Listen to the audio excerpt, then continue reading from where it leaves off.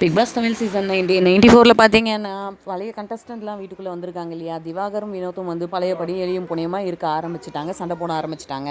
2 பேருக்கும் ஒரு ஒற்றுமை இருக்குது. அது என்ன பார்த்தீங்கன்னா, வயசு விஷயத்த பேசினாலே 2 பேரும் வேற மாதிரி பிஹேவ் பண்ண ஆரம்பிச்சிருவாங்க. அதுதான் நடந்துட்டுருக்கு. அதை தான் திவ்யா வந்து விக்ரம், சபரி அண்டு அரோரா இருக்கும்போது சொல்லிட்டு இருக்காங்க. இப்படி தான் வந்து வினோத் வந்து ஓவராக பேசுகிறாரு. இப்போ வாட்டர்மெலனை வந்து அவர் வயசு கேட்டு இப்போ 40க்கு மேலே ஆயிடுச்சு, நீ எல்லாம் இனிமேல் கல்யாணம் பண்ணி புள்ள குட்டியை பெற்று எப்படி அப்படி இப்படின்னு கேட்குறாரு.